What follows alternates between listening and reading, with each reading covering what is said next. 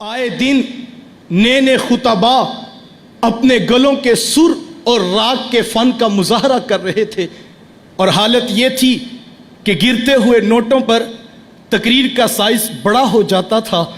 جس وقت سٹیج پر موجود سیاسی شخصیات کے قصیدے پڑھنا خطاب کا جزو لازم سمجھا جا رہا تھا، جس وقت خطابت گرتے ہوئے نوٹوں کے ساتھ عروج پکڑتی تھی، اور جس وقت جو ہے وہ کتاب مفت نہیں تو تقریر مفت کیوں کا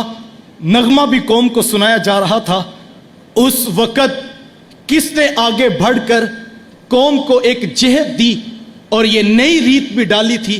کہ خطاب کرنے کے بعد پیچھے پلٹ کر بھی نہیں دیکھنا ہے۔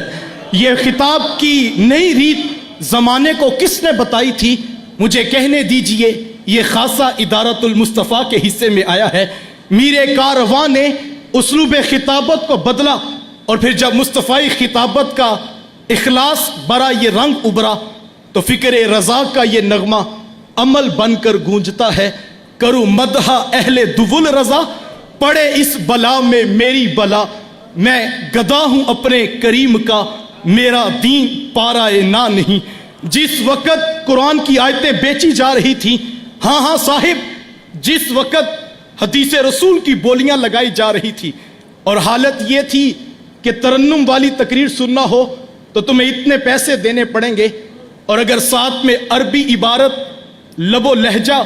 اور تلفظ بھی سننا چاہتے ہیں آپ کو چیک کا سائز ذرا بڑا کرنا پڑے گا۔ اس بکے ہوئے دور میں مجھے پھر بتائیے کہ کس نے شیخ شہاب الدین سہروردی کے اس قول کو عملی رنگ پہنایا تھا اور قوم کو یہ بتایا تھا کہ ضابطہ تو یہ ہے کہ جب مبلغ گفتگو کر رہا ہو تو اس کی زبان لوگوں سے خطاب کر رہی ہو اور اس کا دل بارگاہ ربوبیت میں کشکول بن کے پڑا ہو، اور اللہ کی بارگاہ میں آرزو کر رہا ہو کہ مالک، لفظ تو میں ادا کر رہا ہوں، تاثیر کی شیرینی تو ان کے دلوں میں اتار دے۔ یہ نئی ریت خطابت کے میدان میں ادارۃ المصطفیٰ نے ہی تو انٹروڈیوس کروائی تھی صاحب۔ ادارۃ المصطفیٰ نے معاشرے کو کیا دیا، کیا کیا نہ دیا۔ آپ دیکھیں، جس وقت قوم رسم و رواج کی زنجیروں میں بندھی ہوئی تھی، ادارۃ المصطفیٰ نے راہ اعتدال کو تعارف معاشرے کو کروایا۔ وہ شادی بیاہ کی تقاریب ہوں یا کہ وہ رسم ہینا کی بے حیائی ہو، شام کلندر کی موسیقی ہو یا کہ ویلنٹائن ڈے کے نام پر عریانی فحاشی کا سیلاب بدتمیزی ہو، جس وقت فیسٹیول، کلچر اور تہوار کی آڑ میں بے حیائی کے منصوبے دیے جا رہے تھے، اس دور میں ادارۃ المصطفیٰ کے شاہین مبلغین نے قوم کو جو ہے فکری طور پر تیار کرنے کے لیے قرآن کا سوز اور حدیث کا ساز بھی سنایا کہ جس وقت خانقاہی نظام کا تقدس بھی پامال ہو چکا تھا، اور حالت یہ تھی کہ مسند شیخیت پر بیٹھنے والے اپنی خود ساختہ رسومات کو تصوف قرار دے رہے تھے، اور آئے دن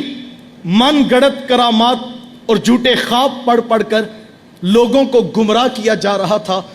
جس وقت عرس کی مقدس تقاریب بھی سوائے ڈول باجے اور ناچ گانے کے کچھ نہ رہ گئی تھیں۔ ہاں، جس وقت اکتساب فیض کے لیے پیر کی ذات کا طواف فرض قرار دیا گیا تھا، اس دور کے اندر ایک مرد درویش نے اپنی ذات کو محور بنانے کی بجائے قوم کا رخ سوئے حرم کر دیا تھا، قوم کا رخ سوئے مدینہ کر دیا تھا۔ اس دور کے اندر کہ جب لوگ پیروں کے حجروں تک بھی رسائی نہیں رکھتے تھے، یار ہم نے تو اس دور کے اندر ایک مرد درویش کو ہزاروں کے ہجوم میں کھڑے ہو کر محبتیں بانٹتے دیکھا ہے۔ ادارۃ المصطفیٰ نے اس دور میں کہ جس وقت لاکھوں کے نذرانوں کو بٹورنے کا نام پیری مریدی بتایا جا رہا تھا، نئے ماڈل کے گاڑی رکھنے پر پیروں کے طریقتوں کے قد ماپے جا رہے تھے، جبے کبے کلف لگے کپڑے اور عالی شان بنگلے، اور مجھے کہنے دیجئے بیرون ملک کے دورے جب طریقت کا سٹیٹس سمبل سمجھے جا رہے تھے، جس وقت مختلف رنگوں کے پٹکے اور مختلف ڈیزائنوں کی ٹوپیاں دے کر قوم کے اندر تقسیم کی جا رہی تھی، اس دور کے اندر ادارت المصطفیٰ کے شاہین مبلغین، ان کا انداز کیا تھا؟ تم تو نہیں بھولے ہوگے کہ جو فقر حجازی کے نشہ الست میں مست ہو کر گلی گلی قرآن اور حدیث کی خیرات بانٹ رہے تھے، اور لوگوں کو اس وقت بھی ادارت المصطفیٰ نے